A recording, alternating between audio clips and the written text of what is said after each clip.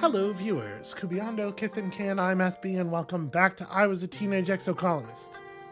There's a lot of words that I say at the beginning of every episode.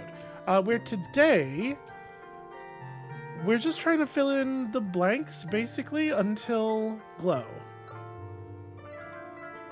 I'm hoping some serious negotiation will take place. I don't know really what I think is going to happen. All right, where are we at on collectibles? It is probably time to go back out, right? We should probably... What did we do already this year? Or this, this year. Did we go to this? We did the swamps. That was... No, that was not this year. Okay, so everything in the swamps has respawned. Not everything in the ridge has respawned, but there is a new boss event in place, despite the fact that we did successfully complete the previous boss event. So, it probably does make sense for us to go to both the swamps and the ridge before the end of the year. And then... I would like to complete our empathy... I do kind of wonder if completing empathy is going to give us a perk that's actually relevant. Let's go do one more work in the cafe here. It's probably going to be an event that we've seen already. Oh yeah, this is Tammy desperately needs help babysitting. Yep, we are here for her. Okay, good. This was important. I'm glad we came back for this. 8 and also 8. And also 8, except we put that here. There we go. Super gold it exactly. A pair of value as wild cards, which is a lot for you. Okay, we're capping stuff off.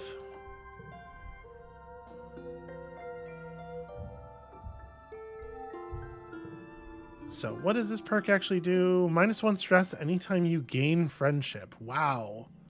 That's a lot better earlier in the game. We are, I think, a little bit beyond the point where that's super meaningful.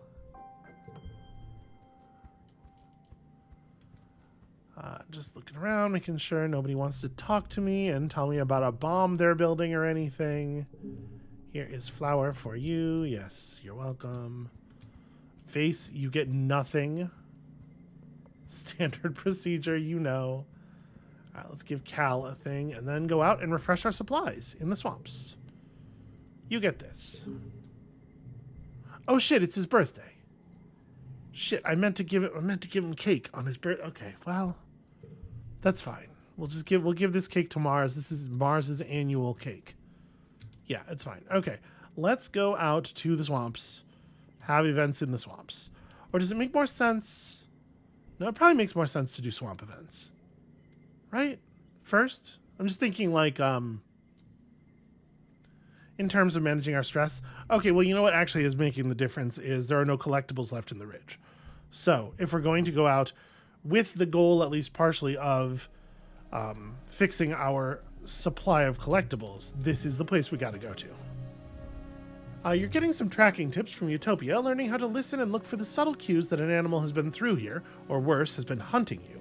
When she stops and holds up her hand. Shh, she whispers. Do you hear that? You listen intently to the sounds of the swamp and hear a long, drawn-out hoot. It's kind of like an owl, but creepier. It makes you shiver. It's an air squid, Utopia continues. I've been tracking a herd of them for a few days. It's tough going. They float above the ground like float cows. Well, I mean, they're called air squids. That makes sense. And maybe you'll have better luck. Yeah, it'd be cool to see one. Vase snorts. See one? It'd be cool to kill one. Utopia nods. Well, if you do see one, that's because it's decided it's going to eat you. Keep that in mind. You might be hunting it, but it may also be hunting you. The most important thing to do is observe it, says Utopia. And if it's not acting aggressive and seems to be migrating away from the colony, you can leave it be. Mind you, she says, shrugging, if you do get a clear shot, Red'll be happy with you, so there's that. A couple surveyors have been laid up by him, she adds, so stay on your guard and stick together. Yeah, as much as Vase is like a hyper-violent little piece of shit, he's not actually very good at violence as far as we can tell. Like his actual skill seems to be lacking. And I think that is the case with a lot of people who are like quick to fly off the handle. They don't ever have to get good at violence because they use surprise techniques, basically. I read in a book, and I wish I could remember the name of it now. I read in a book about mobsters. It was like around the time that Boardwalk Empire came out, I think, because I got really interested in the characters who were portrayed in that show, loosely. And the thing that the book concluded was it was not that these mob guys were like great fighters or anything. Most of them were really quite terrible and couldn't win like a match of boxing or whatever. It was that they were very quick to escalate. They would make a situation violent while the other person was not aware that it was a violent situation, which it turns out is a great way to win the violent situation. So I don't know exactly how many events we want to do here. I'm assuming that this air squid, like, there are definitely non-yellow events that matter, right? The time that we came face to face with Noctilucent was not at a yellow node. But it's hard to know exactly what to do, because I don't think we want to hit them all. Probably. I mean, we haven't really seen all that many swamp events. Maybe we should just hit them all. Let me collect everything first, though.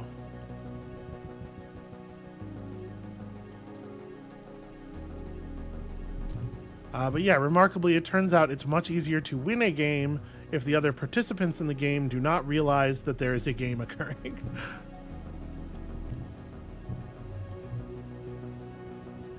And something about the way Vase behaves tells me that that is generally how he gets down. I'm also kind of curious if we're going to run into Sim out here. Ooh, egg. Egg is good. Happy to see egg. Yeah, I will say this place has a really good, really good collection of objects. The ridge isn't bad for our purposes either because we need to give a lot of stuff to Nomi. But this is definitely good. All right, I guess let's hit this yellow one. Oh, you hear that creepy hooting sound again. The air squid Utopia wanted you to track and observe. You know you're getting closer, so you better keep your ears sharp. It seems to be on the move. Well, I don't want to lose it, but I also don't want to rush in its direction and get hunted by it, so stop and listen. Let's be careful. You carefully listen for it so you can tell which direction it's going, then move on. Okay, is it going to spawn more yellow marks somewhere? Maybe not. I kind of want to do this last because, like, some significant portion of the time, the narratively significant events just end the month without asking you. Okay, combat challenge because we got dudes burbling. That's fine. What if pair of nines? And then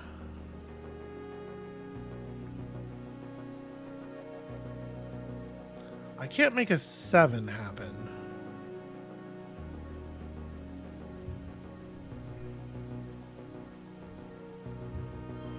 I can make this a 7. So yeah, we could just do this. It'd be cool to also be able to, well, you know what we can do? We can make 2 pair. That's pretty good. That's actually a lot of value. And then get some more pairs. This becomes a 10. I don't know, that's just like a lot of numbers. Remarkably, 30 over is not super goal. Interesting. Do I want to... So if I were to put this over here, Yeah, the increase in value is not, it doesn't compensate for the loss of the thing there. Yeah, I'm not going to stress about it.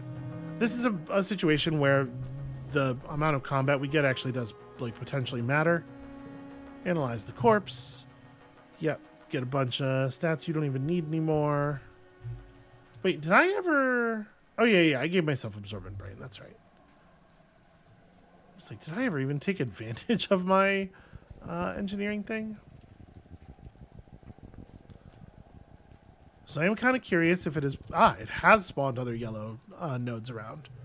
You swear the air squid must be close. You've been following its hoot, but you haven't heard it in a while. Well, if it's flying, it feels like we're not going to be successfully finding signs, right? But I mean, the options here. Air squid don't leave any tracks because they float, but you can see signs of a scuffle nearby, where an air squid must have found prey in the underbrush. Your holopalm says they dangle their tentacles down and snatch up anything that comes too close. That something must have fought back because you find a short length of air squid tentacle, just 5 centimeters long, still wiggling. Cool. A little further on, there's a trail of black blood. The signs are fresh, so it's definitely still in the area. Must be further ahead. Does ahead mean this way? Because this way was the direction from the last exclamation to here. It might. It totally could. We're also going to say hi to this thing. This is the one that's following us. Send my pet Unisaur to investigate it. Face Ripper is totally unnerved by this other creature. They just stand there and don't bond or fight or interact in any kind of predictable animal way. After prodding and sniffing at it, Face Ripper rejects this facsimile of a Unisaur, clearly regarding it as something foreign and a little upsetting, but mostly boring. She whinnies and comes back to your side, and we murder it! This is not a real animal. I don't feel bad about this anymore. This card can become 4. That's fine. Actually, what if this card became 4? And then also... Right? That's 32. That's something. Okay. What about a 4 and a 4? And here's some more red cards. And here's, I guess, another 4. Okay. And then... So this is almost certainly what we're doing with this, right? +2 for each gem on other cards. So that gets us a little straight there, the 5, 6, 7. This gets +2 from and to and from gen cards. So this would also be a 7. It would make that a 7 as well. And then we wouldn't have the straight anymore, but we would have 4 7s across. Which is pretty good.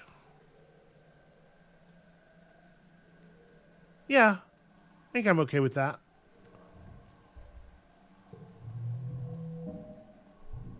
There was a 62? Wow. Yep. You murk it. The meat's no good. Also, the thing's a robot. Okay. It doesn't actually change the outcome of the event at all, even the tiniest bit. Guess I shouldn't be shocked about that. What's up with this Manticore? Sure. Fall back and whisper to Sim. Don't warn Vase.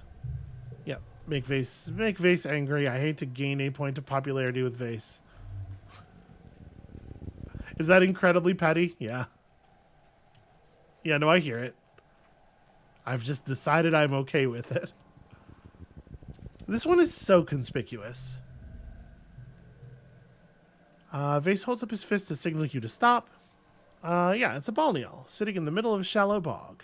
As you're watching, the enormous semi-aquatic Xeno dips its head and skims the top of the bog, filtering the murky water through its baleen before spurting the rest from its blowhole. Rad.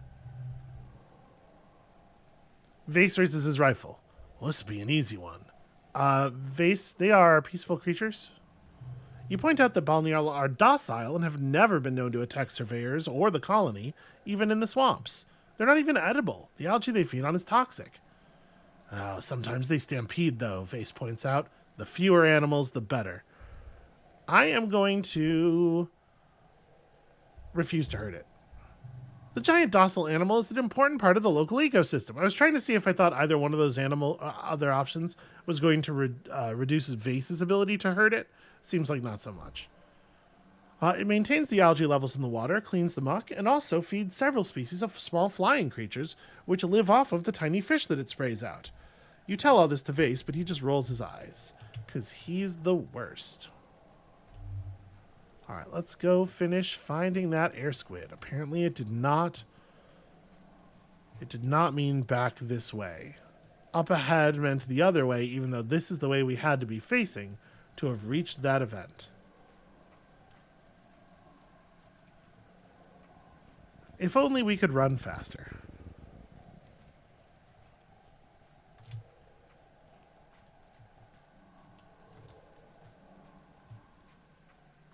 I did notice. I went and had a look at the achievements because I got the achievement for... So whenever we get a character to 100 relationship and then we have the special event where they give us the 3rd level of their card, it also pops an achievement and it adds them to the title screen from then on. And I got the achievement for Rex on the title screen and realized that I saw the percentage for it was pretty low. So I went and looked at the percentages for all of those things. And it turns out not a lot of people get Rex. Really not a lot of people get Nomi because, they show up so late in the game. And with Rex, at least you have the hugs to give you some free relationship points. It's a lot harder to build relationship with Nomi. But Vase was the person that people have on the main menu by far the lowest rate. And yeah, that makes a lot of sense to me. You and Vase have finally tracked down your prey, the elusive air squid. Its eyeless face resembles scarred gray flesh, like an old shark.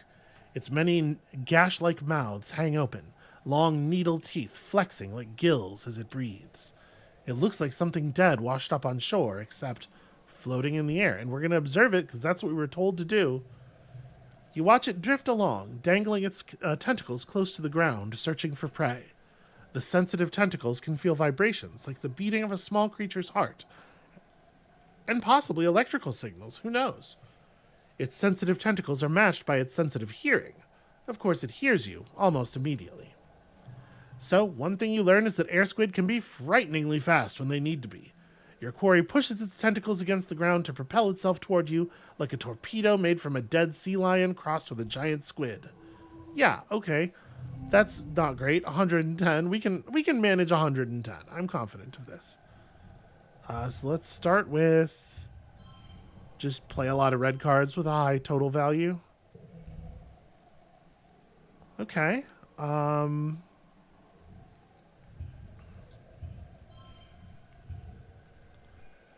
we make this work? Not really. I can make this so if we play the cultivating sponge cake, I mean, I could just play this not in the first pane, right? But I'd be losing 5 points of value off of this to gain 5 points of value on that.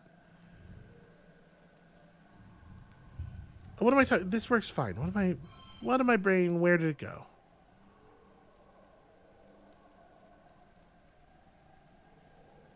Oh, flushes with this card. It's not about the straight, it's about the flush. So that being the case, we don't need to play the straight at all. Do we just not? Would I be better off? I mean, we probably do want the flush, right? But I don't need the straight. We can get a lot of the value without playing the flush. So maybe we do something more like this just to maintain as many good cards as possible for the last hand. Yeah, I'm going to go ahead and do that. Not that we really needed it. So what if... Oops, that's not what I wanted to do. 7. And then...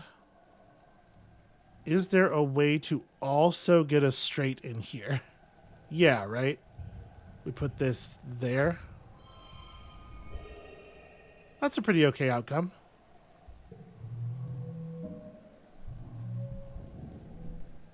Slowly our combat skill creeps up. You and Vase dispatch the air squid. Its corpse-like body deflates and falls to the ground, oozing gray flesh across the swamp floor. Shit, yeah, Vase exclaims and fires his rifle into the air in victory. He then insists on taking selfies with his kill, as disgusting as the dread creature is. Okay, well, that card's effectively a 9. Let's keep exploring. Vase, you're gross. Alright, there's something suspiciously regular about this clearing. Something that doesn't feel natural. Oh, there's something here, I can feel it, Vase mutters. We're not leaving until we figure it out. Don't even think about dragging me down like you always do. Fine, if that's how he wants to play this. You split up and walk to opposite sides of the strange clearing to investigate. The muck sand is so even here, like it was smoothed by a giant spatula or vibrated from below to settle perfectly level. You turn to see if Vase has any ideas, and he's fucking gone. You jog over where you last saw him and discover the ground drops away here to reveal a perfectly person-sized hole. Vase's backpack lies nearby. He must be inside. You call down to him and hear the distorted echo of his voice call back to you. He's found something. You crawl in after him. The tunnel drops steeply and is longer and more narrow than you're quite honestly comfortable with. You're relieved when you finally pull yourself through to a large cavern. Vase helps you to your feet with a haunted expression, and you rise to see... Floating in a huge vat of glowing water is a faceless. The vat, like a specimen jar but massive, is walled on all sides by organic-looking crystal growths, some transparent so you can see the abomination growing inside. The water inside undulates gently, throwing patterns of light on the cavern's ceiling. Lights blink on control panels recessed into the walls nearby. What the hell is this place? Vase mutters, taking a step toward the vat. Is that thing alive? Did someone make it? As he steps closer, the faceless inside the vat turns to perceive you. Its tentacles press against the transparent crystal glass, sensing you. You watch as its tentacles stick to the glass, flexing, undulating, extending. Its great body distancing itself from the glass until... Oh no. Crack! The faceless slams itself against the inside of the vat, and you hear an ominous cracking noise. You and Vase stand frozen in horror. With your only way out being a slow crawl through the belly of the soil behind you, you're trapped. 2 more cracks. Water spurts out, first 1 jet, and then 2 more, then 5. Then the whole enclosure buckles and splinters all at once. You and Vase are pelted with crystal shrapnel, then unceremoniously knocked to the ground by a literal wall of water. You slam into the cavern wall and black out for just a few seconds, coming back to find yourself still sputtering and flailing as the water quickly drains away into grates in the floor. The whole room shakes with an ear-splitting roar. The faceless is loose. Selwyn, Vase calls out to you. Get up and run! You blink, trying to force your vision to resolve. Vase stands in front of you, his rifle drawn, and beyond Vase, the faceless. Its gargantuan form can barely fit in this cavern. Its fleshy tentacles press up against the ceiling, and its tree-trunk legs are stuffed awkwardly underneath it, like a poorly made stuffed animal. Its entire body looks saggy, runny almost, like it wasn't entirely done baking in there. It roars again, flecking you both with spittle and vat fluids. Vase gestures toward the hole. Go on, I'll hold it off. You struggle to your feet, the movement making your head pulse and a swell of nausea rise in your stomach. You must have cracked yourself real good against that wall. I said get out of my way, Selwyn, Vase hollers. This one's mine. The hole is right behind you, and Vase seems determined to throw himself at something really heroic. You could take the chance to flee, or... Here's the thing. I'm gonna make a genre-aware choice here, and state a fight. I do not think there's any version of this story that ends with Vase getting killed by this faceless. If there was, I would absolutely pick it. because, again, a dead vase is so good for so much of the rest of the colony. And if you think Vase isn't going to be a bigger problem when he is a full adult, I think that perhaps you are mistaken, is the gentle way I'm going to put that.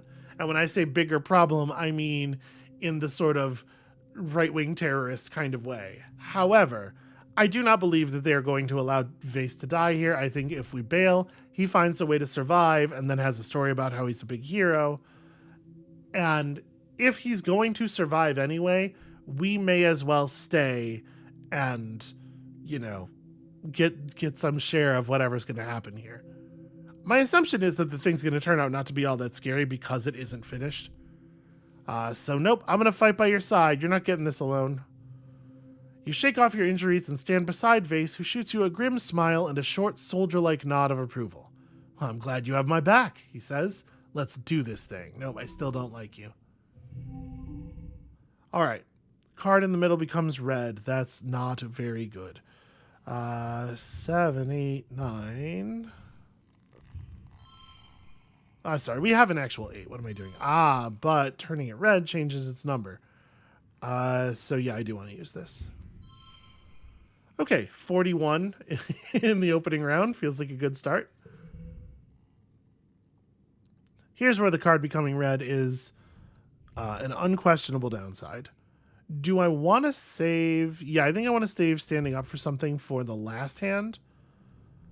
So this card's already red, but this turns it to just red. How do I want to handle that?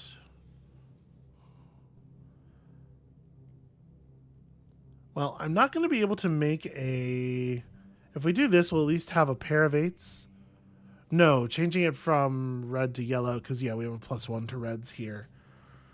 We're not going to be able to produce a straight here, or an X of a kind, at least across this space. It's actually really awkward. Yeah, do I just do like a straight without it, I guess? Okay, and then we do this. I used my 4. Well, whatever. It's fine. That's also a 6. Here's some cards. Here's some cards.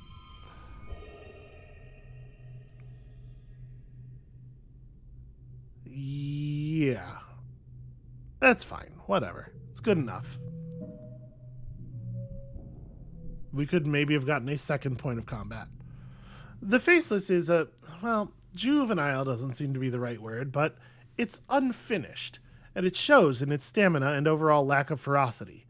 You and Vase split up and kite it between you, eventually managing to throw enough drone bullets in it that it falls to the ground, an unfathomably large mountain of misshapen flesh. You stare at it in shock. The destruction of the colony is so close to your memories that you can't help but feel a sense of dream even just looking at the corpse of the Faceless. Even Vase is too surprised to gloat. Okay, good. We did. Yes, I got it right. I'm minus stressed because I gained friendship with Vase against my will. You hear a motion coming down the tunnel behind you and you raise your rifle again. Security Chief Rhett, Utopia, and a medic team emerge from the tunnel and you lower your rifle in relief. Rhett looks around the facility while Utopia takes one look at the Faceless and pulls you into a hug. Oh, you doing okay, sweets? She says, checking you over. Your vitals are looking pretty scary there. We came to give you some backup, but it looks like you did just fine yourselves. Oh, look at that thing. This is an incredible find, Rhett says, looking around in amazement. The facility is very, very old, so ancient that some of the equipment is buried under stalagmites, but obviously parts of it are still in use. We knew there were alien ruins on Vertumna and that some were still powered, but this one... He runs his hand over a panel. This one is functional. It looks like an active cloning facility. Vase picks his way carefully around the massive body of the fallen Faceless. Yeah, this is where they're coming from, all right. You explore the rest of the ancient facility.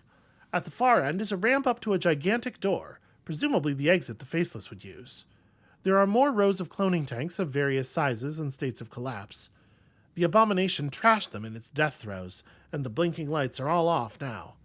Even the water in them is beginning to lose its glow. In one tank, you see what might have eventually grown into another faceless. You sweep your flashlight over its lumpy, misshapen form, like an embryo, but big as a person. Utopia calls in a team of surveyors to document everything. Then Rhett sets explosives all through the place. When you've returned to the surface, he detonates them.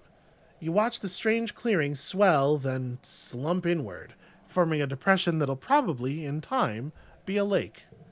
I'm surprised that was only worth 1 point of colony defense, honestly. Rhett pulls you aside and puts a heavy hand on your shoulder. Good work, he says. Who knows how many lives you saved today? But listen, we aren't going to talk about this place, he tells you quietly. Not yet. We suspect this alien tech has been just running on autopilot since its creators left millennia ago, but even so, not everyone is ready to hear about this. You nod agreement. I don't actually want to agree to that. Good kid, he says. Yeah, and then we're just going to go ahead and bounce and not take the stress from that event. Alright, couple of points of combat. We earned some stats there. I don't actually think it's a good idea to keep that information from everybody. I think that would be good for people to know more or less what we're up against out here.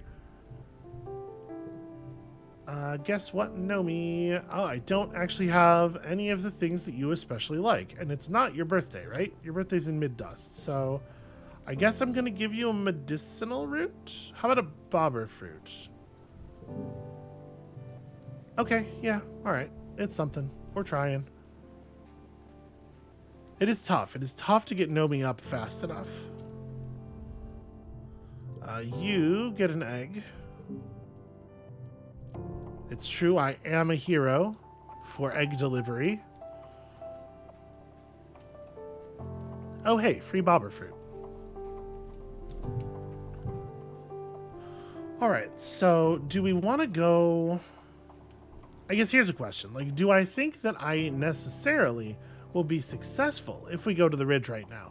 Because we know that one of the ending events in the Ridge, the last ending event of the Ridge, caused a tremendous amount of stress and then required you to still be ready to keep working after that.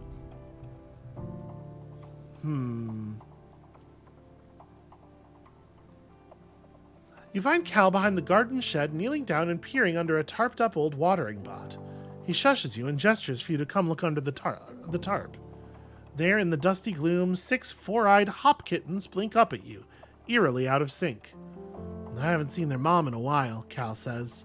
I don't want to touch them just in case she's still around and she smells me on them, but... He sighs. One of those damn jarheads probably got her. Yeah, that's a real bummer. Here's a fruit for you. How did I know?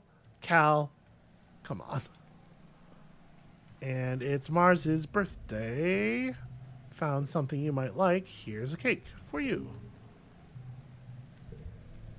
I guess we can just have a date. Yeah. So what I was gonna say is maybe we want to de-stress before going out to the Ridge, but if we can just do a date or two, then we can. Will they both date me?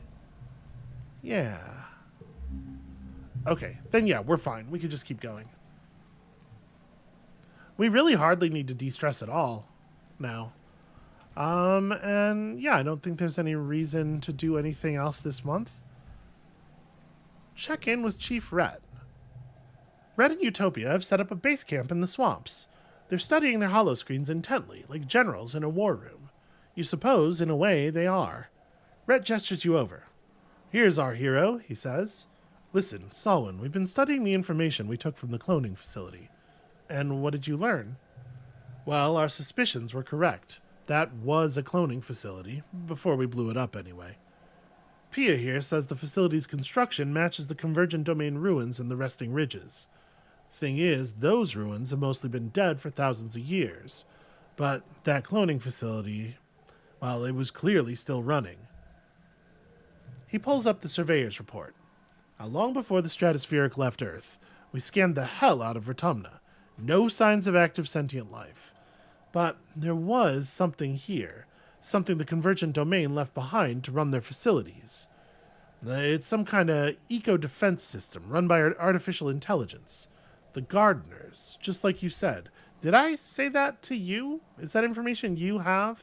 I guess he's on the inside of, like, the government, like, you know, the group of people who would be telling Mars about this stuff. He's probably, yeah. Like them little bot gardeners from like them little bot gardeners from Geoponics, Utopia chimes in. Only this system is across the whole darn planet. Can't believe it's still running. Imagine a dog still hunting thousands of years after its owners passed on. Rhett snorts. Well, for all we know, this dog's what killed them all. You don't breed those faceless just to pull a few weeds. He turns back to you. Our guess is now we're the weeds, and we must have triggered it when we landed, and it's out to get us. And we need some way to access its mainframe, or whatever it is, Rhett concludes, so we can destroy it before it kills us. This defense system may be responsible for the attacks during Glow, and who knows what else. Rhett looks at you. Now, you've been out there, Solwyn. You've seen things. Have anything to add? Well, maybe we should try talking to it? I don't think I want to give up Sim specifically to Rhett, but, like, suggesting if we can get both sides willing to talk, and it seems like we can, then maybe we could still find a way out of this that doesn't involve the amount of long-term bloodshed that we saw in the last ending. Rhett shakes his head. Look, even if the security system is intelligent, even if it's smarter than congruence, it's never going to think outside of its programming. It's identified us as intruders and won't stop until we're all dead. He pats his rifle. It's like this drone rifle. And once you shoot a smart bullet, you can't negotiate with it. You can't be friends with it. It has a job to do, and its job is to kill. I kind of want to snap at him. I'm so frustrated by this kind of thinking, and I was really hoping that with Lum out of the way, we could get a little bit more flexible, you know? Fine, have your stupid war. You stomp out of the tent, and Utopia follows you. Hey, don't take it personally, she says. You know these soldier types. He's a hammer, so he sees nails wherever he goes. Yeah, I mean, it's always projection, right? It's like, I am a tool, and I would never think outside of my programming. Therefore, the same must be true of anyone I dislike. He can be hard to work with, she admits.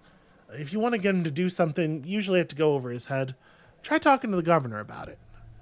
Yeah, I feel like we kind of did already, but let me just go probably talk to Mars in her official capacity, which is to say through here.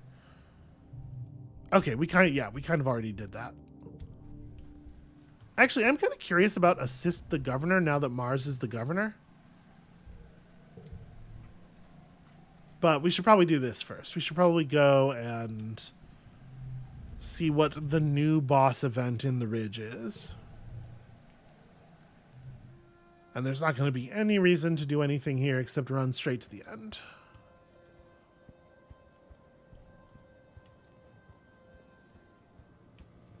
And I guess if the event on Sim's Plateau has respawned, we could hit that.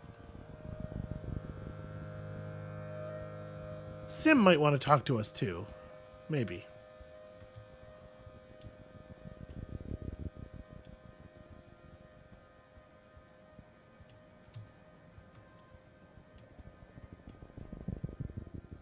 Maybe. Nope, nothing in particular to say. Have you decided what to do about the Overseer's offer? Please convince your people to do the sensible thing. Hey, let's spend some time together. You explore a dark place, if you know what I'm saying. Sim leads you to one of his many underground bedrooms, then turns to you with a smile that feels almost shy. You are unlike any human I have ever met, he says, running the backs of his fingers down your cheek. I would like to try something. To possibly know you as intimately as I know other gardeners. He gestures to the regeneration vat, glowing softly in the dim. Please, if you would. Is that a good idea? Well, I don't have a choice.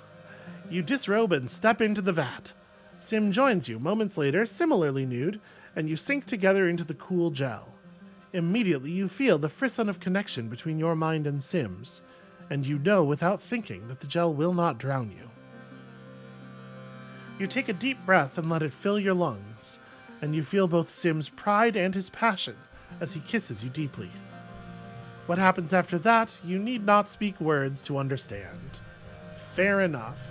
Hey, also, could you help me calm down? Okay, we completely zeroed out our stress. That's fun. Wait a minute. Okay, no, I thought I saw Utopia's legs over there, and I was like, is there another Utopia event? No. Okay, we did the plateau. Not that we would need it at this point. Yeah, we have become really, really good at managing our stress. I really like the period of this game. I feel like this is a thing I sometimes complain about when it's not done well in other games.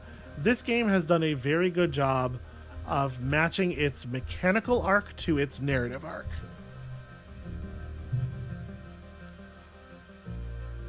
Okay, yeah, we're learning their language. Think your brief connection to the array must have left some of the Converger's language in your subconscious.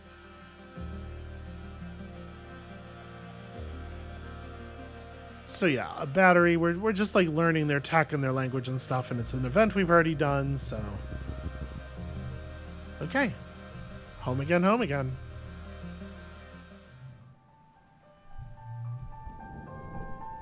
Perception and engineering points that we can't actually benefit from. And out of curiosity... No, okay. No new boss event. So at this point, we're just kind of working through the end of the year, right? We are continuing to give our friends things. Nem is like so obviously in such a bad place. I feel really bad for her. We have to get her out from under Vase's influence, but it seems like... I don't remember exactly when it was that we got to do that last time. It's probably just a particular relationship threshold. Bobber fruit for you. And then... Was Nomi out by the gate? Did I forget to give Nomi stuff? Nomi was out by the gate. Friend Nomi, take this medicinal root. Medicinal root, no thank you. I might have known that already. I'm just like... At least we get to try again. I didn't realize we get to try again.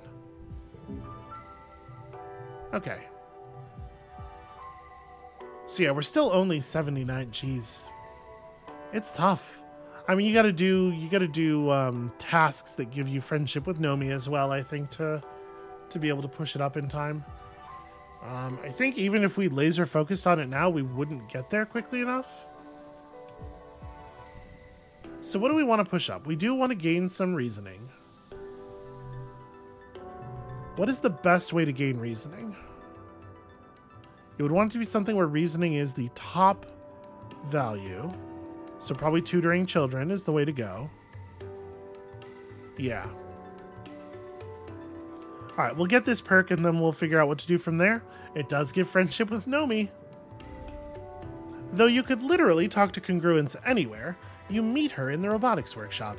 Security Chief Rhett has briefed her on what he needs. Greetings, Sullen. I have some ideas as to how to disarm the alien array. Or, as Security Chief Rhett put it, how to tear this AI freak show a new asshole. She giggles. So evocative. Professor Hal walks in from the garage, wiping oil off his hands. Ah, Solwyn's here, he says. Are you here to learn how to build a bomb? Exciting. I haven't done this since my rebel days. He turns to Congruence. Isn't that right, milady? You be the brains, I'll be your hands. Solwyn, stay and pay attention. You need to know how to install this thing. Whoa, hold up, I have questions. Of course, Congruence says. Ask away. What is the payload? Well, it's a computer virus, essentially, Congruence replies.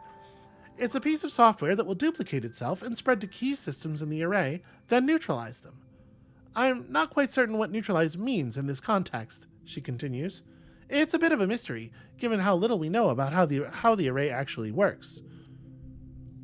We'll have to keep it simple and rely on the assumption that this array was never designed to defend itself from an attack engineered by a being matching it in complexity. More questions? What is the array, really? Well, it's a computer system, like me, Congruence replies. Or we think so, anyway. It runs the Convergent Domain's ancient eco-defense system. The long answer is that we don't actually know what the hardware looks like.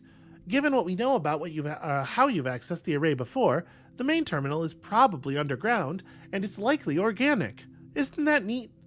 She makes a considering noise. When we left Earth, humans had just begun experimenting with organic computing. I've expanded on their initial research, and, after extensive study of Vertumnan biology, I have a few ideas on how to proceed. Congruence displays a diagram of a mushroom. You watch as it releases spores, and the diagram expands to display a whole mycelial network of interconnected bodies. The array records information from all over the planet and relays that information to its AI agents, intelligent sub-processes that are independently mobile but share collective reasoning. The relationship is much like mine to our watering bots, on a much larger scale. The security chief and surveyors suspect these agents have been influencing the animals to attack us, interfering with our communications, maybe even changing the weather or soil to impede our progress. It's likely this was developed as a defensive system, in the sense that its purpose is to regulate the environment. It stands to reason that it has identified us as an invader and has been attempting to eradicate us. One more question, sort of a weird thing to ask at the moment, but I get the thrust of it. Are we committing murder here? Are AIs people? Well, that's complicated, Hal answers.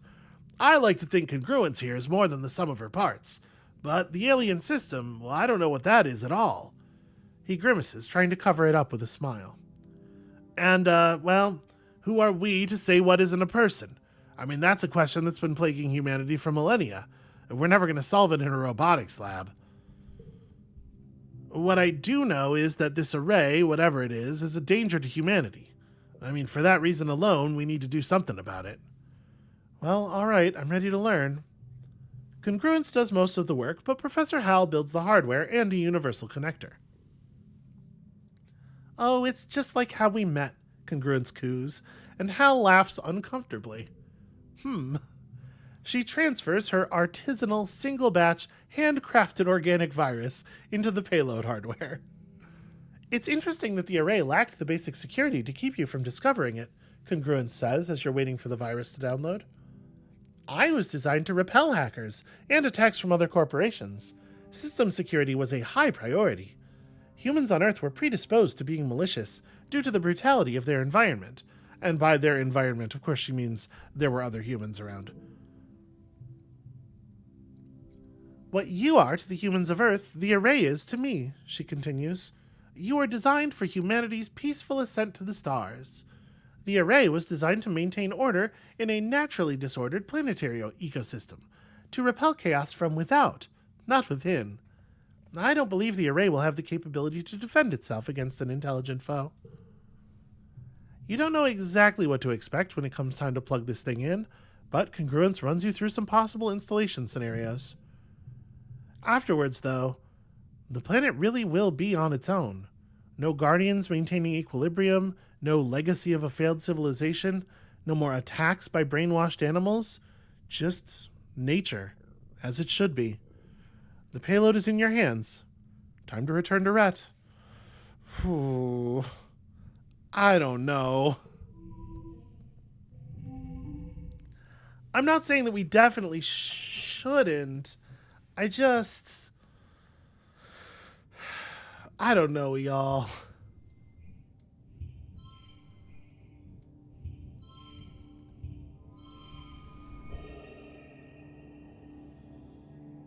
Right, and then we could flush this. We can't really make it. Yeah, I can't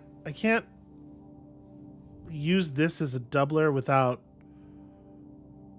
Well, I guess here. I was thinking I need to double this with the 11, but it doesn't actually change the value that's coming out of this card. We get an equally valuable pair with this 4, but this 4 also produces 11 more points of ow my head. There we go. That's how we should do that. Okay, 6 points of reasoning. Pretty good. Yeah, I don't know if we should give this thing to Rhett, actually. Okay, blue cards get +1 in mental challenges. Cool. We're actually very close to maxing out like 10 of the 12 skills here. We can definitely get our bravery up. I don't know if reasoning would be able to get up in time.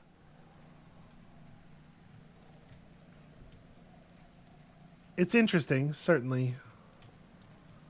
First things first. The people who need gifts still need to get gifted. All right. What's up? Does someone need me? I need to give you something. So we don't know that she doesn't like mushwood logs. Let's try it. Okay, she's fine with them. The thing about Anemone is that she thinks mushwood logs are fine. Nomi, for you I have brought a bobber fruit, which you also think is fine. Great news for everyone. You similarly receive bobber fruit. Wait, what's my relationship with you? Okay, yeah, we still got distance to cover.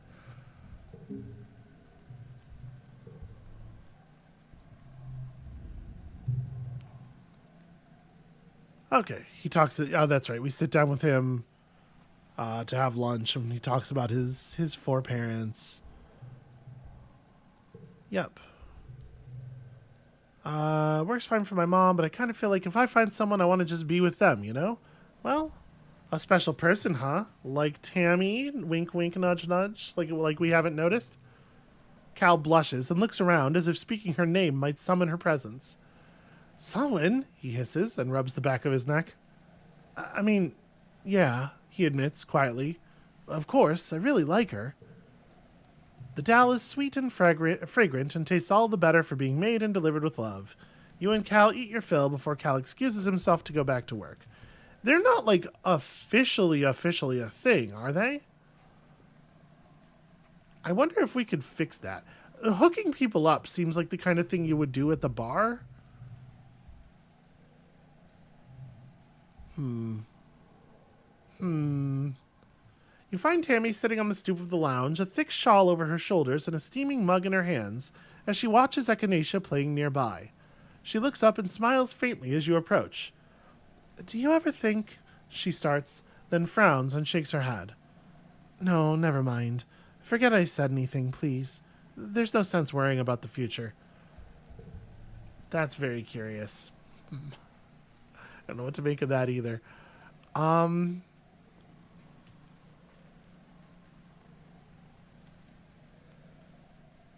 My thinking here is that maybe we should not give Rhett the payload until after Glow, right? Because that way we can still blow up the system if we need to blow up the system, but we haven't made an openly aggressive move. I mean, I guess we've already made an openly aggressive move, but we haven't made that openly aggressive move, at least, against their systems yet. I don't know. I'm pretty torn about it. Because, like, maybe if we don't do it now, like, negotiations will certainly be, if Noctilucent knows he has a lot less to threaten us with, if he understands his position as being weaker, then maybe whatever negotiation occurs could go better. I don't know. I'm torn. And that means I'm going to stop here because we're pretty close to the hour and I'm going to think about this for a little while. That's going to be it for us for today. Thank you all so much for watching. When you come back next time, I'm going to make a decision. We will have the beginning of episode saved to return to if I decide I made the wrong decision later. And also, we are barreling toward the end of this thing. Our time with I Was A Teenage Exocolonist is nearly done. And can you tell I'm stretching a little bit? I've really, really enjoyed this way more than I thought I would. And I will be sad to see it go. But let's cross that bridge when we get to it. And just for now, enjoy that there's still something to come back to next time. And we'll see you then.